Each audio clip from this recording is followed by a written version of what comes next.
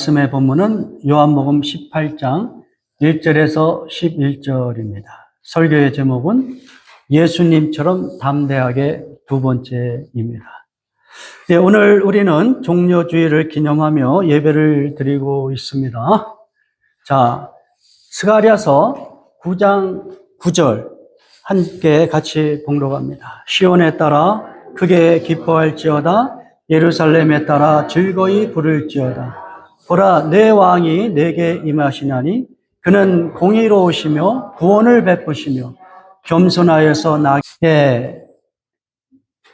예수님의 그 생애를 다룬 그 공감복음, 세 복음과 요한복음에 공통적으로 언급되고 있는 이 종려주일에 관한 사건이 그냥 우연하게 일어난 것이 아니라 수백 년 전에 하나님의 그 말씀을 통하여 예언된 왕으로 오시는 메시아. 근데 그 메시아는 다른 종류의 그 모습이죠. 일반적으로 생각하는 메시아 왕의 모습은 위풍당당하고 멋진 말을 타고 사람들의 그 환호성이 이렇게 막 섞여 있는 그런 모습으로 성을 입성하는 그런 모습을 떠올릴 수 있는데, 이 스가랴서 9장에서 예언된 메시아, 왕으로 오신 이 메시아는 너무 겸손하게 보여요. 아무도 타보지 않은 나귀 새끼를 타고 입성을 하시는 거예요. 그럼에도 불구하고 많은 사람들이, 그 많은 사람들이라고 했을 때 얼마나 되는지는 모르겠지만 뭐 그렇게 많을 것 같지는 않아요. 그러나 어떻든 군중으로 표현되어 있으니까 그 많은 사람들이 예수님을 왕으로 인식했어요. 이스라엘 백성들이 오랫동안 기다렸던 메시아로 인식했습니다. 그 메시아는 왕으로 오셔서 지금 핍박당하고 있는, 고통 속에 있는 자기들을 구원하실 메시아로 생각했어요. 그래서 예수님이 비록 나귀를 타고 오시지만, 그러나 이분이 이제 예루살렘에 들어오시면 그동안에 유대인들이 경험하였던 그 모든 그 핍박과 억울함, 이런 것들을 해결해 줄 수 있는 정치적이고 사회적인 그러한 메시아, 그러한 왕의 모습을 떠올리면서 예수님을 환영한 것입니다. 그래서 어떤 사람은 자기의 겉옷을 펴서 길바닥에 이렇게 펴서 예수님을 맞이하고, 어떤 사람은 종려 가지를 길바닥에 이렇게 펴서 예수님의 입성을 맞이하는 것이죠. 그러면서 가장 높은 곳에서 호산나 이렇게 외치는 것이죠. 아까 말씀드린 대로 가장 높은 곳이 무엇이겠어요? 하나님이죠. 지금 입성하신 예수님은 그냥 갑자기 나타난 어떤 지도자가 아니라 하나님이 오랫동안 이스라엘 백성들에게 예언하고 예고하신, 정말 기다렸던 그 메시아, 그 메시아라고 생각했기 때문에 하나님이 바로 이 예수님을 통하여 우리를 구원하여 주옵소서, 이런 어떤 간절함이 담겨 있는 거예요. 호산나라는 이 단어 속에. 호산나라는 것은 save now라는 뜻이에요. 지금 우리를 구원하여 주옵소서. 하나님의 이름으로 오시는 예수여, 메시아여, 당신은 우리의 왕이십니다. 지금 우리를 구원하여 주옵소서. 이런 기대감이 잔뜩 들어간 그러한 군중들의 그 환호 속에서 예수님이 입성하시는 거예요. 그것을 기념하는 날이 이 종려주일이가 이거예요. 그러나 그 무리들이 기다렸던 메시아의 모습과 예수님이 이 땅에서 보여주는 메시아의 모습은 전혀 다른 모습이었다는 것이죠. 그러니까 무리들은, 이스라엘 백성은 힘으로, 전쟁으로, 무력으로 악한 정권을 무너뜨려서 핍박받고 있는 유대인들을 해방시키는 메시아를 생각하였지만 예수님은 그런 방식이 아니라 오히려 힘을 자제하시고 십자가의 죽음을 통하여 온 인류를 구원하기 위하여 오신 겸손하고 또 하나님의 평화를 전달하는 메시아, 왕으로 오셨다는 것입니다. 그래서 이렇게 예수님이 하나님의 뜻을 따라 겸손하고 평화를 선포하고 온 인류의 죄를 감당하고 구원하기 위한 그러한 예수님으로 메시아로 오셨기 때문에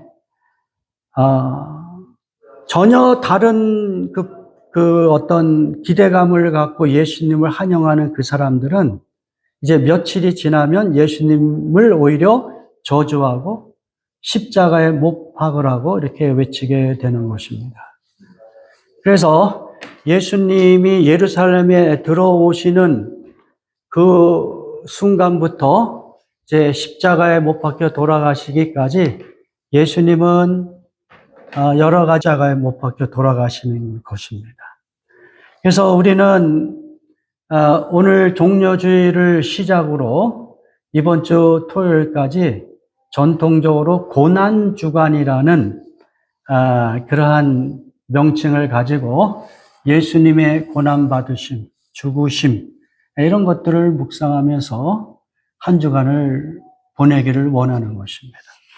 여러분 주보 안에 보면 그 노란색으로 되어 있는 이 프린트물 보시면 이번 주부터 여러분이 매일같이 묵상해야 될 성경 묵상 가이드라인이 되어 있어요. 올해는 그동안에는 마태복음, 누가복음 이렇게 본문을 메시아로 오실 그분이 어떻게 고난받으시고 우리를 구원하시는가에 관한 시편의 말씀을 가지고 묵상하는 시간을 갖고자 합니다. 여러분께서 나름대로 또 이 말씀들을 기억하고 묵상하는 시간을 가질 수 있기를 바랍니다. 오늘 설교는 지난주와 같은 본문인데요. 예수님이 이제 하루가 지나면 이제 예수님께서 기드론 시내를 건너시고 그리고 겟세마네 동산에서 하나님의 뜻에 순종하기 위한 어떤 강렬하고 뜨거운 기도를 하잖아요. 그리고 이제 새벽을 맞이해서 이제 유다와 적대자들이 예수님을 붙잡기 위해 예수님을 체포하기 위하여 오시는 그 장면이 여러분이 읽은 그 말씀의 본문인 거예요. 요한복음 18장 1절에서 11절 말씀이 그 내용인 것입니다. 그런데 이제 예수님은 이미 알고 계시죠. 모든 이 상황들을 알고 계세요. 유다와 적대자들에 의하여 예수님이 체포되고 온갖 수모를 당하시고 십자가에서 고통과 죽음을 당할 것을 아시는 그 예수님은 매우 우울하고 절망적이고 움츠러드는 모습을 보여주는 것이 아니라 오히려 당당하고 자신감이 넘치는 그러한 모습으로 그 십자가의 길을 미리 마음의 준비를 하시고 행동하는 것을 엿볼 수가 있는 것입니다. 이러한 것들을 우리가 발견하면서 우리 성도들도 이 땅에 살아가는 삶이 결코 쉽지 않은데 삶의 무게가 너무 무겁다고 해서 움츠러들거나 기죽지 마시고 예수님과 같이 당당하게, 담대하게 살아가기를 예수님의 행동을 통하여 배울 수 있기를 주님의 이름으로 축원합니다. 우리가 지난주에 예수님께서 왜 이렇게 당당하셨는가를 살펴봤어요. 첫 번째는 무엇이냐면 예수님이 가시는 길은 기드론 시내를 건너가는 길이었기 때문에 그렇다. 이것은 매우 상징적인 메시지가 있는데 기드론이라는 뜻이 두 가지의 상반된 뜻이 있어요. 하나는 어둡고 칙칙하고 탁한 그런 모습이에요. 인간들의 죄와 그 죄의 결과로 그들이 맞이하는 죽음과 심판 이런 것들을 상징하는 단어인 거예요. 그런데 죄와 사망과 심판의 모든 부정적인 그 개념들을 다 극복하고 오히려 생명을 주고 해방을 주고 우리에게 하나님의 은혜를 경험할 수 있는 하나님의 회복의 은총을 경험할 수 있는 길을 만드시는 것이기 때문에 그렇다.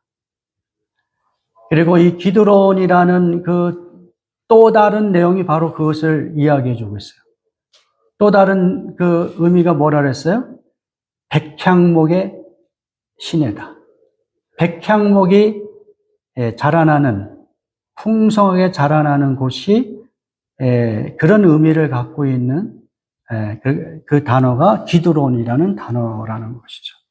그러니까 하나님의 회복, 생명 주심, 이런 것들을 생각해 보면 될 것입니다. 성도들도 예수 그리스도를 믿는 자로서 죄와 사망과 심판의 권세를 이겨내고 그 모든 얽매임으로부터 해방이 되어 그들을 인식하고 세상 속에서 담대하고 당당하라. 이렇게 우리가 그 부분을 정리했습니다. 두 번째, 예수님은 왜 이렇게 당당하고 담대한 모습을 보여줍니까?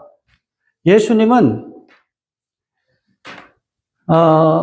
적대자들이 예수님을 나사렛 예수라고 비하하면서 예수님을 평가에 자기 자신을 얽어매지 않아요. 예수는 어떻게 당당하게 오히려 숨지 않고 그들 앞에 나서서 뭐라 그래? 내가 너희들이 찾는 바로 그다. 이렇게 말씀하시죠. 예, 바로 그 말씀이 이제 헬라어 본문에서는 에고 에이미라는 단어를 썼다 그랬어요. 영어시로는 I am이에요. I am.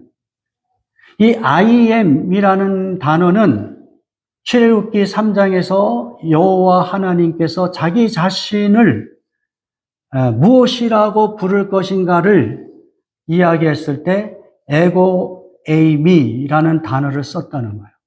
그런 것들을 연상하게 하는 고백을 함으로써 예수님께서 하나님의 아들의 정체성, 세상은 나를 죄인이라고 취급하고 위험 인물로 생각하여 나를 체포하러 왔지만 나는 그것이 아니라 하나님의 아들로서 온 인류를 구원하기 위한 그 목적과 사명을 이루기 위한 자기 정체성을 잃어버리지 않는 것이죠. 예? 나는 나다. 예. 그게 이제 I am 스테이트먼트고 그것은 오늘날 성도들에게도 그대로 적용할 수 있다. 세상의 기준과 가치관으로 나를 평가하는 것이 아니라 누구를 통하여 나를 평가해요? 하나님이 나를 예수 그리스도 안에서 어떻게 평가하시는가? 예수 그리스도 안에서 우리를 구원하시고 예수 그리스도 안에서 우리를 어떻게 해요? 기뻐하시고 사랑하는 하나님의 자녀다. 이런 정체성을 잃어버리지 말고 세상 속에서 당당하고 담대하라. 아멘. 네, 오늘은 세 번째. 예수님의 이 십자가의 그 길을 가는 그 행진은 단순히 그냥 십자가를 짓는 것이 아니라 죄인으로서 고통당하는 것이 아니라 온 인류를 구원하기 위한 길이다. 그것은 이제 특별히 예수 그리스도를 이제 앞으로 믿는 모든 성도들을 하나님께서 예수 그리스도의 십자가 사건을 통하여 영원토록 보호하시고 구원하는 그러한 길이라는 것을 우리에게 보여줘요. 그것을 엿볼 수 있는 그러한 행동과 말씀을 우리가 같이 살펴봅니다. 요한복음 18장 8절에서 9절 같이 봉독합니다.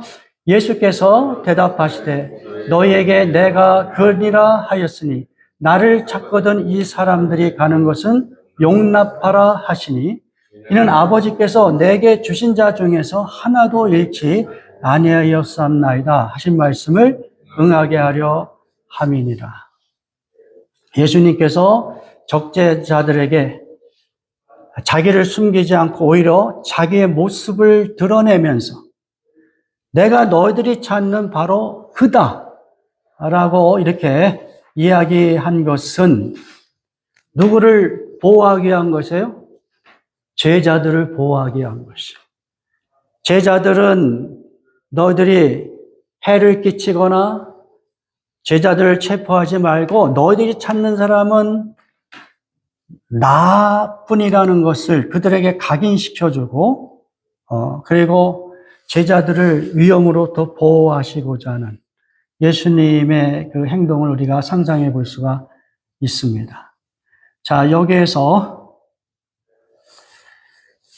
우리는 그 세 가지 측면에서 예수님의 이 제자들을 보호하시는 그 행동이 어떤 메시지를 주고 있는지를 우리가 살펴볼 수가 있어요. 세 가지 측면에서. 첫 번째는 뭐냐면 예수님이 제자들뿐만 아니라 이제 예수님을 믿는 모든 성도들에게 하시는 이 보호는 뭐냐면 제자들과 모든 믿는 사람들이 받아야 될 그 죄와 그 형벌을 예수님께서 대신 짊어지셨다는 거예요. 그것을 보여주는 거예요. 예? 너희에게 내가 근이라 하였으니 나를 찾거든 이 사람들이 가는 것은 용납하라. 그러니까 너희들이 나에게는 해를 끼칠 수 있지만 그러나 내 제자들에게는 해를 끼치지 말아라. 이런 행동은 우리에게 바로 어떤 강렬한 메시지를 주고 있는데 그것은 뭐냐면 대속적인 보호의 메시지를 준다는 겁니다. 자, 요한복음 10장 17절에서 18절 같이 봉독합니다. 내가 내 목숨을 버리는 것은 그것을 내가 다시 얻기 위함이니 이로 말미암아 아버지께서 나를 사랑하시느니라. 이를 내게서 빼앗는 자가 있는 것이 아니라 내가 스스로 버리노라. 나는 버릴 권세도 있고 다시 얻을 권세도 있으니 이 계명은 내 아버지께서 받았노라. 여기서 예수님은 십자가의 죽음을 어쩔 수 없이 우물쭈물 할 수 없이 받아들이는 모습이 아니라 아주 기꺼이 자발적으로 십자가의 죽음을 맞이할 것을 이야기해 줍니다. 내가 내 목숨을 바르는 것은 내가 다시 얻기 위함이니 이로 말미암아 아버지께서 나를 사랑하시나. 내가 내 목숨을 버린다고 그러잖아요. 다른 사람에 의해 목숨을 잃어버리는 게 아니라 스스로 자기 목숨을 주겠다는 거예요. 그것은 뭐예요? 다시 얻기 위함이다. 목숨을 다시 얻기 위함이다. 예수 그리스도의 부활을 생각할 수 있잖아요. 그 부활의 사건은 또한 예수 그리스도를 믿는 자들이 어때요? 다시 죽음의 권세로부터 해방되어 부활할 것을 이야기하는 이 모든 것들을 담아내고 있는 말씀이죠. 이를 내게서 빼앗는 자가 있는 것이 아니라 예수님의 생명을 힘으로 자기의 의지대로 예수님의 생명을 십자가에서 빼앗는 것이 아니다. 내가 스스로 버리노라. 기꺼이 예수님께서 십자가의 죽음을 맞이할 것을 이야기해요.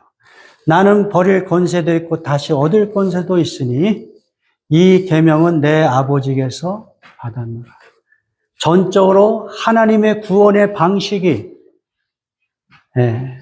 온 인류를 공의로운 심판을 통하여 구원하시기 원하는 하나님의 뜻 앞에서 예수님은 온 인류의 그 죄를, 그 형벌을 홀로 다 받아들이기로 그렇게 결심하였기 때문에 이 땅에 오셔서 기꺼이 자기의 생명을 십자가에서 내어 놓으시는 것이죠. 예. 예수님의 그 제자들과 하나님의 백성들의 보호하는 방식은 이와 같은 것이다. 제자들과 하나님의 백성들이 받아야 될 그 죄와 심판을 예수님께서 대신 짊어지는 것이다. 이런 메시지가 담겨 있다는 거예요. 두 번째는 구원의 확실성을 보여준다는 것입니다. 9절에 보면 이는 아버지께서 내게 주신 자 중에서 하나도 잃지 아니하였사옵나이다. 이렇게 말씀하잖아요. 예? 그러니까 이 제자들뿐만 아니라 이제 앞으로 이 제자들을 통하여 복음을 듣고 예수를 믿는 모든 자들, 하나님의 백성들을 예수님은 하나도 잃지 않겠습니다. 그 아버지 하나님께 그렇게 선언하고 고백하는 거예요. 엄청나죠? 예수님을 믿었음에도 여전히 믿음이 흔들리고 연약해 보이지만 그렇다 할지라도 그가 예수 그리스도를 믿고 따르는 하나님의 자녀라면 하나님께서 영원토록 그들을 지키시고 보호하시겠다는 예수님의 약속이고 헌신의 고백인 것이죠. 자, 요한복음 10장 27절에서 28절 같이 봉독합니다. 내 양은 내 음성을 들으며 나는 그들을 알며 그들은 나를 따르니라. 내가 저희에게 영생을 주노니 영원히 멸망치 아니할 터이요 또 저희를 내 손에서 빼앗을 자가 없느니라. 여러분, 제가 섬겼던 어떤 형제예요. 근데 이 형제가 이 정신 상태가 매우 불안해요. 근데 이제 이 형제는 자기 스스로를 그 귀신이 들렸다고 생각해요. 악령이 들렸다고 생각하는 거예요. 왔다 갔다 하는 거예요. 이제 그런 형제에게 이제 제가 상담을 하고 이제 지속적으로 교제를 하는데 이 형제가 그 당시에 가장 힘을 얻었던 말씀이 이 말씀이었어요. 요한복음 10장 27절, 28절. 이 말씀을 붙드는 거예요. 자기가 어느 순간 갑자기 막 불안에 떨고 어떤 그 공포에 막 짓눌러 그럴 때 이 형제는 끊임없이 이 말씀을 암송하면서 하나님께서 하나님의 백성들을 반드시 지켜주시고 보호하실 것이다. 그 어떠한 것으로부터 하나님의 손에서 빼앗을 자가 없다. 이 말씀 붙들고 그 어떤 그 정신적인 그 불안과 그 공포를 이겨내는 그런 경험을 하는 것을 보았습니다. 여러분, 내가 예수님이 말씀하시는 거예요. 저희에게 영생을 주노니 영원히 멸망치 아니할 터요 또 저희를 내 손에서 빼앗을 자가 없다. 저희를 내 손에서 빼앗을 자가 없다. 성경에서는 이 악령과 그 우두머리들을 강력한 권세자, 능력자로 표현하거든요. 영적으로 보면은 어떤 그 영혼을 빼앗는 자로 그렇게 표현이 되는데 그러나 이제 하나님께서는 예수 그리스도 안에 있는 모든 성도들을 그 어떠한 세력으로부터 빼앗기지 않는다. 예수님이 선언하신 그 누구로부터 또 나의 백성, 나의 자녀들을 빼앗기지 않는다. 그러니까 이것을 이제 신학적으로는 이제 성도의 견인, perseverance of saint, 또 다른 말로는 perseverance of God, 하나님의 견인, 이렇게 이야기하는 거예요. 뭐냐면 비록 성도들은 이 땅에 믿음의 생활을 하지만은 업앤다운 하면서 연약해질 수 있지만, 그러나 하나님께서 그를 끝까지 영원토록 지키시고 보호하셔서 구원을 완성시켜 주신다는 하나님의 그 어떤 약속의 메시지인 것이죠. 여러분, 베드로를 생각해 보면 알 수가 있잖아요. 베드로가 예수님을 부인하는 걸 넘어 예수님을 저주까지 했어요. 그러면은 이 사람은 이제 끝난 사람이다 이렇게 생각할 텐데, 예수님은 끝까지 베드로를 어떻게 해요? 믿음을 회복시키시고 하나님의 일꾼으로 그를 사용하시잖아요. 그게 성도의 견인, 하나님의 견인인 것이에요. 하나님은 끝까지 하나님의 백성들을 지키시고 보호하신다는 거예요. 마지막으로 세 번째, 예수님께서 이 제자들을 보호하시는 이 사건은 그냥 우연하게 일어난 것이 아니라 하나님 아버지께 약속하고, 또 하나님은 말씀으로 하나님의 백성들을 끝까지 지켜주신다는 그 말씀을 성취하게 한 것이다 라는 것을 우리에게 보여줘요. 다시 이야기하면 하나님이 이 성경 전체를 통하여 우리에게 말씀하신 것이 예수 그리스도의 이 구원 사건을 통하여 그대로 완성되는 것을 보여주고 있다 이거예요. 그러니까 성도들은 이 하나님의 말씀을 죽는 순간까지 붙들어야 돼요. 왜냐하면 하나님은 반드시 말씀대로 우리의 구원을 성취하실 것이기 때문에 그렇습니다. 자, 요한복음 17장 12절 같이 봉독합니다. 내가 그들과 함께 있을 때에 내게 주신 아버지의 이름으로 그들을 보존하고 지키었나이다. 그 중에 하나도 멸망하지 않고 다만 멸망의 자식뿐이요 이는 성경을 응하게 합니다. 자, 예수님의 12제자가 있고요. 그런데 여러분이 알다시피 그 중에 하나도 멸망시키지 않았다고 그랬어요, 예수님이. 근데 우리는 알고 있잖아요. 한 명은 멸망이 됐잖아요. 가룟 유다. 그러니까 이 모든 것은 성경을 응하게 합니다.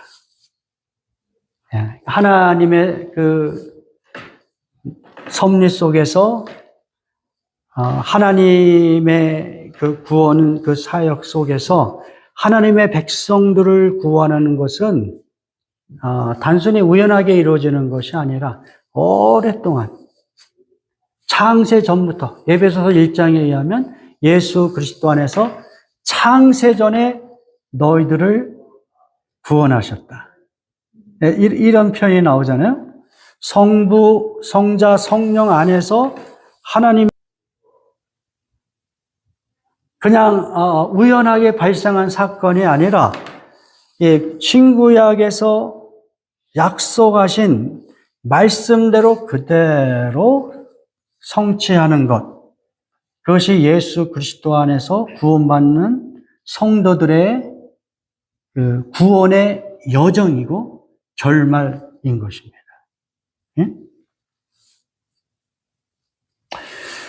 그래서 예수님께서 단순히 제자들을 적대자들로부터 체포당하지 않도록 보호하는 그런 어떤 모습을 넘어선 하나님의 예수 그리스도 안에서의 그 어떤 대속의 구원 사건, 말씀을 이루는 것이다. 이런 것들을 보여주고 있다는 것입니다.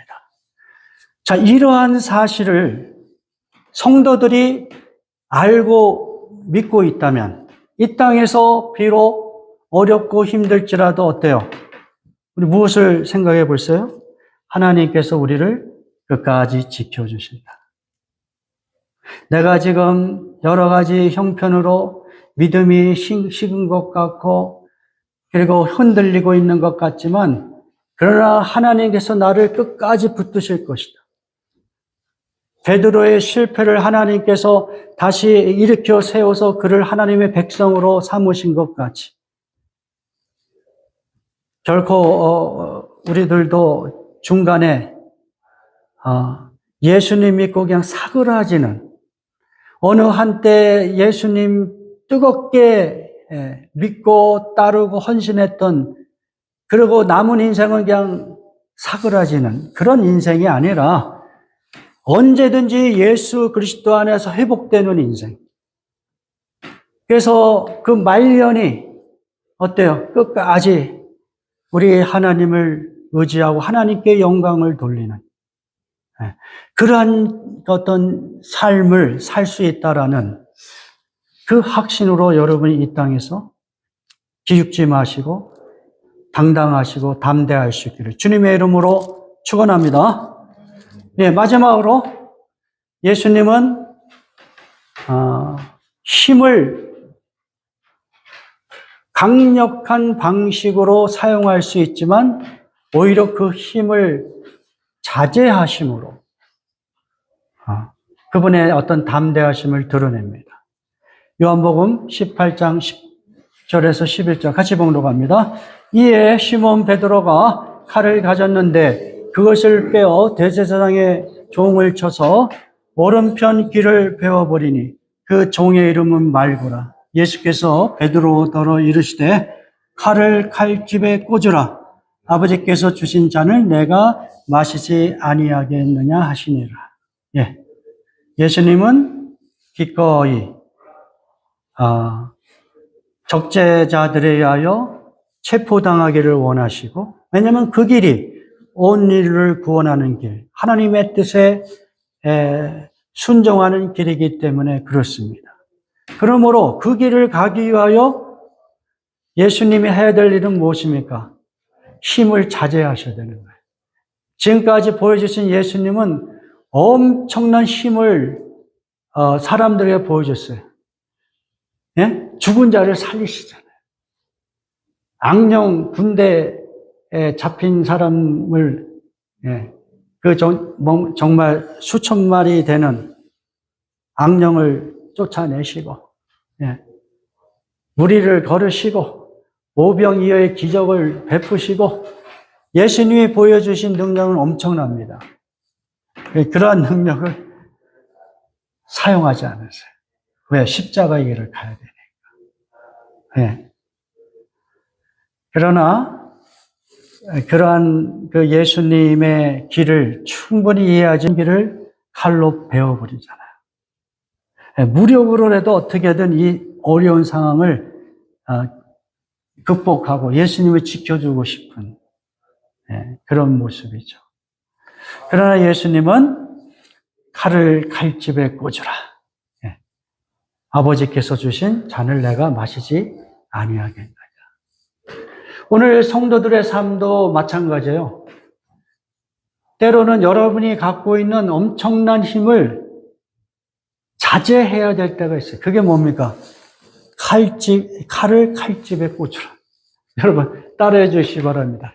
칼을 칼집에 꽂으라. 무슨 이야기인지 아시겠죠? 여러분이 말로 어떤 행동으로 나의 억울함을 막 표현할 때가 있어요. 물론 우리는 정당하게 상황에 따라서 우리의 억울함과 부당함을 맞서서 힘을 사용해야 될 때도 있는 거예요. 그러나 항상 그렇게 힘을 사용하는 것이 아니라 하나님의 뜻이라면 힘을 자제해야 될 때가 있다. 칼을 칼집에 꽂아야 될 때가 있다는 것이죠. 부부관계에서 다툼이 일어났을 때, 성도 간의 갈등이 일어났을 때, 이런 것도 한번 생각해 보세요. 또 믿지 않는 사람과 어떤 갈등이 일어났을 때 과연 내가 크리스찬으로서 그에게 어떤 모습을 보여줄 것인가? 나에게 주신 모든 그 고난으로 그 사람을 무너뜨릴 것인가? 아니면 고난이 있지만 칼을 칼집에 꽂듯이 고난을 사용하지 아니하고 그를 섬길 것인가? 이러한 질문들을 하면서 여러분이 세상 속에서 힘을 가진 자의 당당함, 담대함을 보여주기를 주님의 이름으로 축원합니다. 이제 말씀을 마무리합니다. 디모데후서 1장 6절에서 8절입니다. 같이 공독합니다. 그러므로 내가 나의 안수함으로 내 속에 있는 하나님의 은사를 다시 부릴 듯하기 마음이 아니에요. 오직 능력과 사랑과 절제하는 마음이니 그러므로 너는 내가 우리 주를 증언함과 또는 주를 위하여 갇힌 자 된 나를 부끄러워하지 말고 오직 하나님의 능력을 따라 복음과 함께 고난을 받으라. 복음을 전하는 것 자체가 고난과 핍박을 받을 수 있는 환경, 로마 제국 시대 하에서 초대교회 성도들은 그와 같은 어려움을 경험하고 있는 것이죠. 지금 바울은 그 복음을 증거하였다는 그것 때문에 로마의 감옥에 갇혀 있고 죽음을 이제 앞두고 있어요. 그리고 에베소에서 교회를 섬기고 있는 디모데 목사는 복음을 증거함으로부터 받는 어떤 박해를 통하여 마음이 위축되고 두려워했던 분위기, 그런 분위기 속에서 감옥에 갇혀 있는 바울이 디모데에게 그렇게 권면하는 것이죠. 하나님이 우리에게 주신 것은 뭐예요? 두려워하는 마음이 아니다. 하나님이 성도에게 주신 것은 오직 능력과 사랑과 절제하는 마음이다.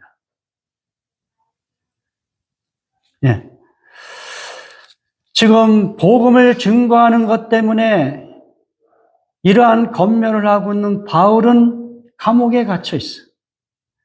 또 감옥 바깥에서 생활하는 디모데 목사와 그리고 성도들도 이 복음을 증거함으로 박해를 받을 수 있는 상황, 그 상황에서도 하나님의 백성들은 어떻게 한다? 두려워하지 않는 거예요.